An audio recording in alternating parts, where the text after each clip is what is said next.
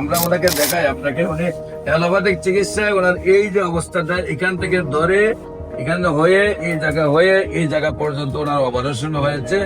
এই জায়গা নিয়ে সে পছন্দ ছিল যে আজকে এমন একজন ভাইয়ের সাথে আপনাদেরকে পরিচয় করে দিচ্ছে যিনি মরণবিধি ক্যান্সার, এমনকি সবচেয়ে কঠিন ক্যান্সার যেটা ব্লাড ক্যান্সার, সেটা থেকে উনি মুক্তি লাভ করেছেন। অনেক টেস্ট করাইছে, ধরা খায় না। পরে বায়োপসি করানোর পরে ধরা খাইছে যে ক্যান্সার।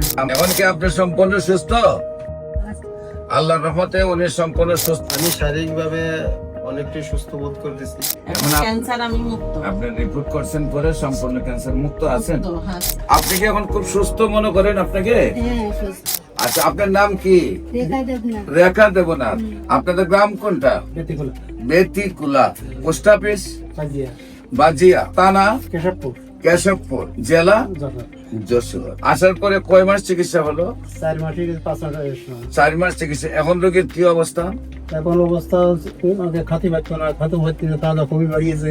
এখন কি আপনি সম্পূর্ণ সুস্থ? আল্লাহর রহমতে উনি সম্পূর্ণ সুস্থ রয়েছেন, নিজেকে দাবি করতেছেন। যে আজকে এমন একজন ভাইয়ের সাথে আপনাদেরকে পরিচয় করে দিচ্ছে যিনি মরণবিধি ক্যান্সার, এমনকি সবচেয়ে কঠিন ক্যান্সার যেটা ব্লাড ক্যান্সার, সেটা থেকে উনি মুক্তি লাভ করেছেন। আপনার নাম? আমার নাম মোহাম্মদ হোসাইন। মোহাম্মদ হুসাইন হল আপনার নাম না? আপনার পিতার নাম? মুজিবুর রহমান ব্যাপারী। মোহাম্মদ মুজিবুর রহমান ব্যাপারী। আপনার মায়ের নাম? ফুতেজা বেগম। ফুতেজা বেগম। গ্রাম হলো কোথায় বললেন? গ্রাম দক্ষিণ দশানি। গ্রাম হলো দক্ষিণ দশানি। দশানি। পোস্ট অফিস দশানি বাজার। দশানি বাজার, থানা মতলব, জেলা হইলো চাঁদপুর। কনফার্ম হওয়ার জন্য তারা বিসিএল এবিএল টেস্ট করার জন্য বলে। এটা আমি ওখানে করি টেস্ট, তখন তারা দেখলো যে আমার শরীরে এটা জীবাণুর উপস্থিতি আছে।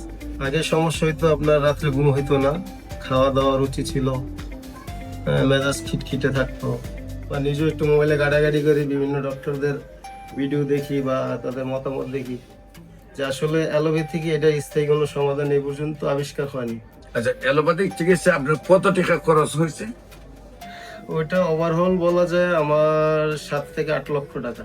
এই তো 5 মাস ওষুধ আল্লাহ তাআলা খাওয়াইলে, আলহামদুলিল্লাহ এখন বর্তমানে আমার অবস্থা, আমি শারীরিকভাবে অনেকটাই সুস্থ বোধ করতেছি। আগে যেটা হয়তো আমি একটু হাঁটা চলা করলে খুব ক্লান্ত হয়ে যেতাম, বা সিঁড়ি দিয়ে 1 তলা 2 তলা 3 তলা উঠলে খুব হাঁপায় যেতাম। তো এখন আলহামদুলিল্লাহ ওই সমস্যাটা আমার নাই। আপনার নাম? আমার নাম হচ্ছে নাজমা। নাজমা আক্তার। আপনার স্বামীর নাম? নজরুল ইসলাম। নজরুল ইসলাম। আপনার গ্রামের বাড়ি? গ্রামের বাড়ি ভুলো। ভোলা। আপনার ভোলার মূল গ্রামের নামটা কি? ভুলা আমাদের চরভেশন। চরভেশন। Post office হাঞ্জুরহাট। হাঞ্জুরহাট, থানা থানা লেত্রা। লেত্রা। শশীভূষণ। জেলা হলো ভোলা। টেস্ট করার জন্য গেছি, তখন বেস্টের ডাক্তারও দেখাইলাম। পরে বলছে যে আপনার বেস্টের সমস্যা আছে, ইমিউনিটি আল্ট্রাসাউন্ড করে। অনেক টেস্ট করাইছে, ধরা খায় না। পরে বায়োপসি করানোর পরে ধরা খাইছে যে ক্যান্সার। তখন উনি আমাকে এখানে ঠিকানা দিছে। তারপরে আমি আইসা আপনার থেকে ওষুধ নিয়ে খেলাম। এই 2 বছর হয়েছে, আমি এখন ভালো ইনশাল্লাহ। চিকিৎসা কতদিন করা হয়েছে আমার এখানে? আপনার এখানে আমি 6 মাস রেগুলারে ওষুধ নিয়ে খাইলাম। তারপরে মাঝে মাঝে একটু সমস্যা হলে আইসা দেখাই ওষুধ নিতাম। এখন ক্যান্সার আমি মুক্ত। আপনি রিপোর্ট করছেন পরে সম্পূর্ণ ক্যান্সার মুক্ত আছেন।